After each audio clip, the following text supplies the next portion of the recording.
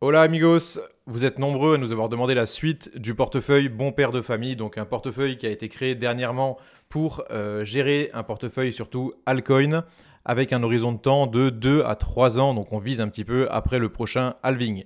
Donc pour rappel, Bitcoin évolue un petit peu avec des halvings, on en est au troisième halving et on attend potentiellement le quatrième, donc aux alentours de mars 2024. Et c'est vraiment dans cette optique-là qu'on essaye de se positionner vraiment sur les altcoins pour essayer de faire un chiffre correct, pas excessif, donc sans prendre vraiment trop de risques, d'où le nom bon père de famille, mais pour faire quand même un chiffre correct, peut-être plus important que ce que fera potentiellement Bitcoin. Pour commencer, on fait un petit tour sur le portefeuille OKX, donc le fameux portefeuille. Donc pour l'instant, on n'a pas grand-chose vraiment sur le trading. On a actuellement 6 450 dollars. Donc actuellement, on a encore du cash pour 2400 dollars de cash. On a 2 BNB, on a 0,30 ETH, 50 Atom, 30 AVAX, un petit peu de OKB, 50 Philcoin et un tout petit peu de Bitcoin. Donc c'est vraiment un portefeuille, comme on l'a dit, sécurisé. Donc voilà, je vous rappelle que si vous voulez nous suivre, vous pouvez faire le copy trading directement. Donc le lien, il est directement en dessous de la vidéo.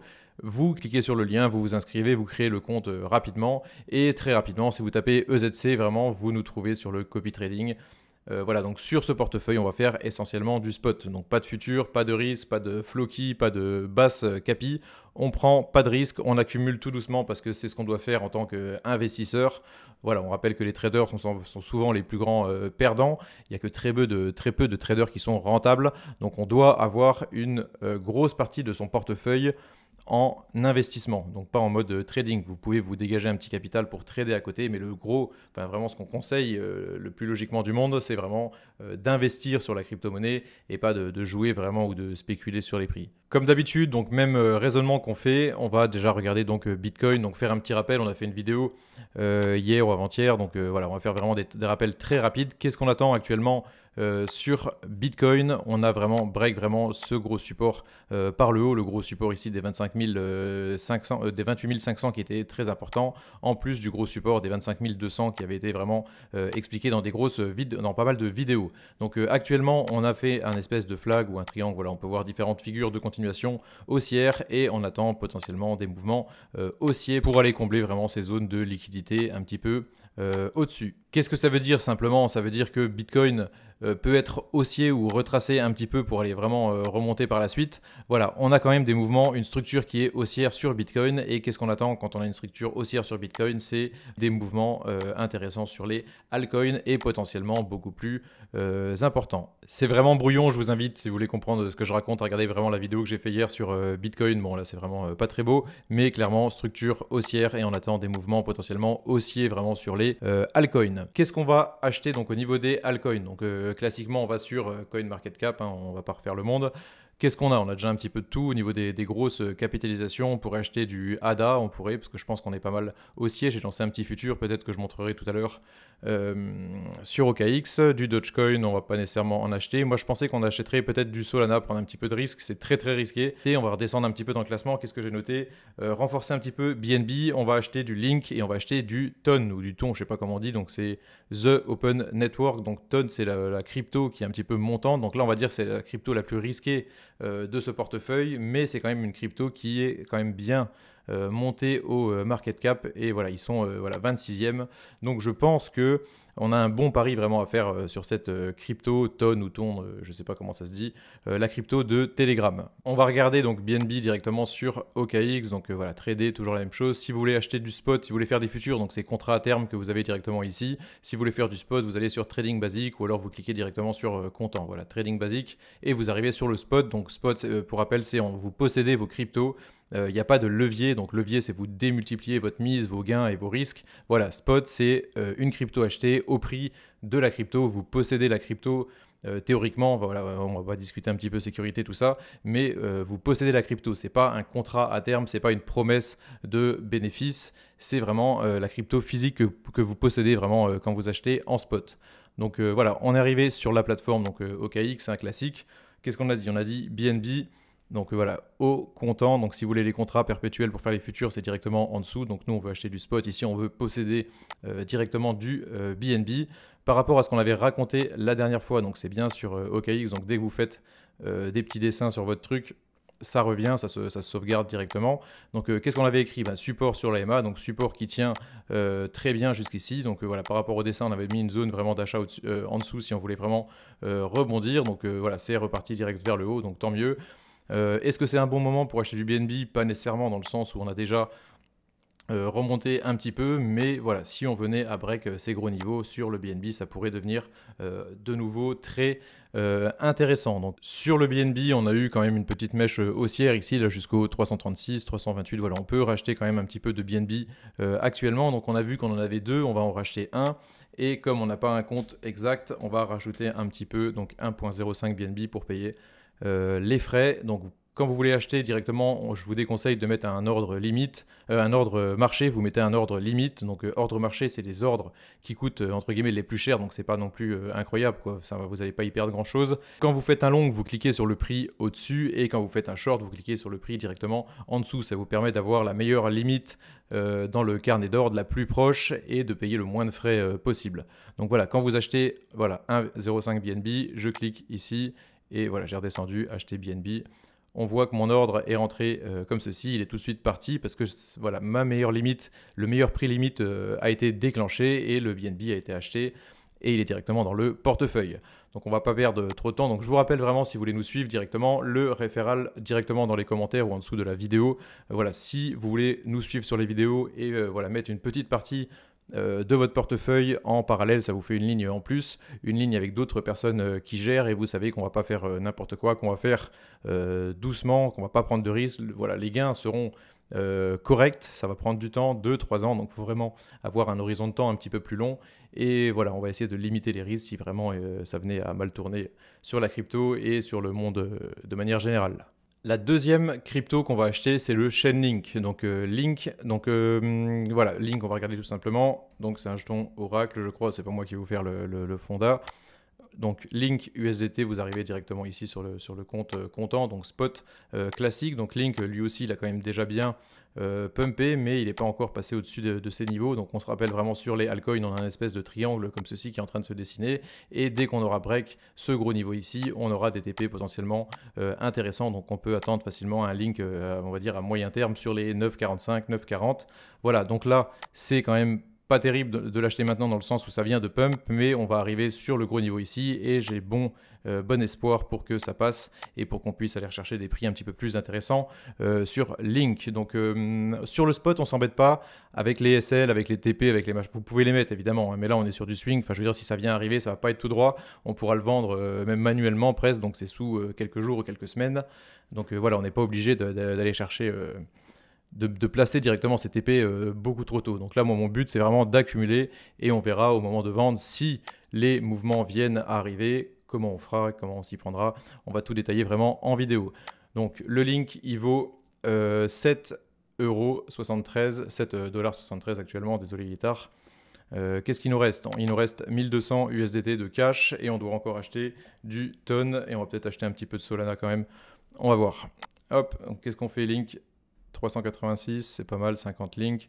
On va mettre un petit peu plus pour les frais, donc 50,05, 387, voilà, idem. On clique directement ici, hop, acheter du Link, 380 balles, terminé. L'ordre est passé ici et il est directement arrivé dans le portefeuille. On passe sur le prochain, donc le TON, ou TON, peu importe, hop. Voilà, comme ceci, donc voilà, même raisonnement. Donc les charts, je ne les ai pas regardés un petit peu avant. Donc là, vraiment, on peut même voir un flag de continuation haussière dès qu'on vient vraiment à break ce niveau-là. Et même ces niveaux intermédiaires, on pourra attendre des mouvements vraiment beaucoup plus haussiers sur le TON, sur le ton. Donc voilà, c'est quand même intéressant. Lui, on se rend compte qu'il est quand même déjà beaucoup plus haut. Il a déjà bien reparti. C'est un jeton qui est quand même prometteur. Il y a pas mal de gens qui m'en ont parlé. On m'a dit que c'était un petit peu du scam au début. Enfin voilà, j'ai quand même des doutes. Mais c'est quand même techniquement un truc qui tient la route. Il y a des changements de volume assez importants. Voilà, c'est pas ce qu'on va acheter. Ça va pas être la plus grosse ligne, mais je pense que ça peut être quand même intéressant de posséder un petit peu cette crypto qui est quand même bien montante et qui est arrivée quand même top 30. Hein, c'est quand même pas pour rigoler. Voilà, on va en acheter donc un petit peu. Donc actuellement sur les 2,35, qu'est-ce qu'on va faire? Hop, 50, 100.1, ça c'est parfait. 235, nickel. Hop, le prix ici, acheter. Voilà, l'ordre est ouvert. Donc voilà, on se rend compte que là, il y a déjà moins de liquidité que sur les très grosses altcoin dans le sens où l'ordre n'est pas passé tout de suite, d'accord. Vous pouvez voir que l'ordre, voilà, exécuté total, donc qu'est-ce qui a été exécuté? 75 ont été exécutés et l'ordre, voilà, il vient de passer actuellement. Donc là, on vient d'avoir le meilleur prix limite, de payer le moins de frais possible, voilà, pour passer un ordre, pour posséder de la crypto en spot, d'accord. Si vous l'aviez fait au marché, peut-être que vous auriez payé je sais pas, un tout petit peu plus de frais, ou alors peut-être le double même en frais, quoi. Donc voilà, les ordres limite, c'est vraiment les ordres qui coûtent le moins cher en frais. C'est très simple. Si vraiment voilà, vous arrêtez de faire des ordres au marché, je sais que tout le monde fait ça. Si vous faites ça sur des petites cryptos où il y a très peu de liquidité, si vous faites un ordre marché, vous pouvez vous faire déclencher très très loin du prix, quoi. S'il y a un petit malin qui a laissé traîner des ordres un petit peu plus bas, que vous ne faites pas attention, vous mettez un ordre marché et qu'il n'y a pas d'ordre ici, vous pouvez aller vous faire déclencher directement en bas. Donc faites attention avec les ordres au marché, surtout sur les crypto-monnaies, on va dire, hors top 100. On passe sur le prochain, donc Solana. J'hésitais un petit peu à en acheter, ou pas, mais on va faire vraiment très très très doucement, on ne prend pas de risque. Voilà, donc ce sera une ligne qui restera vraiment en bas. Donc Solana, j'étais pas trop emballé, mais il y a quand même pas mal de gens qui m'en ont parlé, qui me disent on sait jamais. Et techniquement, on le voit sur le graphique ici, bon, on a quand même la EMA qui arrive ici, les EMA qui sont en train de se croiser. Et clairement, voilà, cette EMA, elle faisait vraiment plafond jusqu'ici. Et là, on est en train de potentiellement passer. Donc voilà, Sol, on sait d'où on arrive, d'accord. On n'est pas sûr de pouvoir y retourner un jour, mais il y a quand même de la marge, quoi. Il y a quand même, je pense, potentiellement de la thune à faire. C'est un petit peu risqué dans le sens où il y a déjà des antécédents, mais on ne sait jamais. C'était quand même une des plus grosses, un des plus gros jetons qui est quand même toujours dans le comment dire, top 10 là. Donc voilà, numéro 10. Je pense qu'il y a, voilà, il y a un petit pari à faire gentil. On prend quand même pas trop de risques, hein, on est quand même tout près du sol, donc voilà, au pire, on se prendra quoi, 50, 60% si vraiment ça venait à dégénérer radicalement, mais bon, ce sera possiblement pas les seuls. Voilà, je pense que c'est quand même un petit pari gentil, sans trop de risques. Donc, Solana, où est-ce qu'on en est? Il nous reste 600 $. On va investir combien? Hop, 10 Solana, 10,05. Et voilà, on a un petit peu du sol, ordre, limite, exact. Bien, voilà, ça passe directement. Et on est tranquille. Il nous reste 358 $ de liquidité disponible. Et il nous reste un petit peu de capital sur les futurs. Donc on va regarder les futurs. Comment vous faites pour aller sur les futurs? On a dit trader directement en haut ici. Et vous allez sur contrat à terme, comme ceci. Et vous arrivez donc sur la même plateforme. Donc tout pareil, sauf que vous avez le levier ici. Donc vous pouvez mettre isolé ou croisé. Donc on ne va pas détailler ça, mais on vous conseille de mettre isolé. Ça vous évite de vous faire liquider tout votre compte en entier. Donc voilà, tout ce qui est croisé. Si vous débutez absolument à proscrire, il y a des risques majeurs de liquidation totale du compte. Donc toujours isolé, vous perdez jamais plus ou jamais beaucoup plus que ce qui est annoncé vraiment sur la plateforme. Donc qu'est-ce qu'on a posé sur les trades? Donc j'en avais mis 3 vraiment en position comme ça. Où est-ce qu'on en est? Voilà, j'avais fait un long sur ADA qu'on va regarder ici. ADA, donc comment je me suis positionné. On va remonter, voilà, ça on peut le descendre pour y voir vraiment plus clair, pour éviter d'avoir à mettre tout en grand. Voilà, donc ADA, j'avais mis un SL vraiment ici en bas, que je dois remonter d'ailleurs vraiment pour mon entrée. Je vais essayer de la remettre vraiment ici, vraiment au-dessus des MA, de manière à ce que ça ne coûte pas trop cher si vraiment on venait à redescendre. Mais ADA, j'ai bon espoir d'aller rechercher ici 0,54, même des zones un petit peu plus hautes, comme ceci. Et j'avais vraiment placé mon SL, vraiment, mon TP vraiment juste en dessous.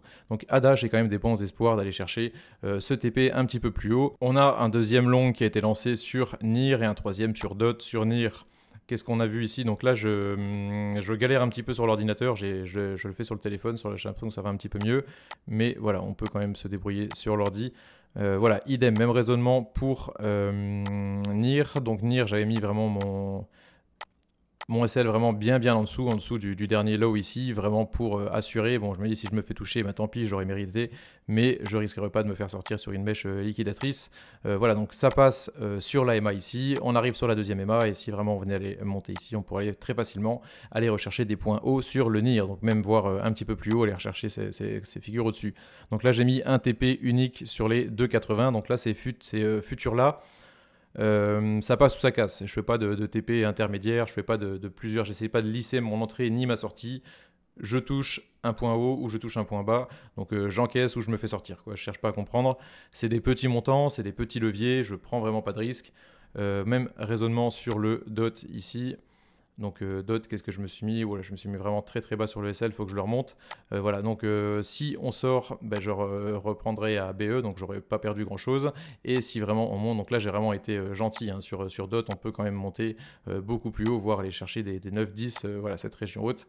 Voilà, j'ai mis des trades avec des TP un petit peu plus haut, avec des TP intermédiaires. Et là, je vois que sur Dodge, je me suis mis quand même un petit peu plus sécurisé. Donc voilà, si le marché venait à pump, j'aurais des futurs qui vont s'encaisser un petit peu de manière, comment dire, par escalier comme ça, pour lisser aussi ma sortie, même si je lisse pas mes points de sortie en mettant plusieurs TP.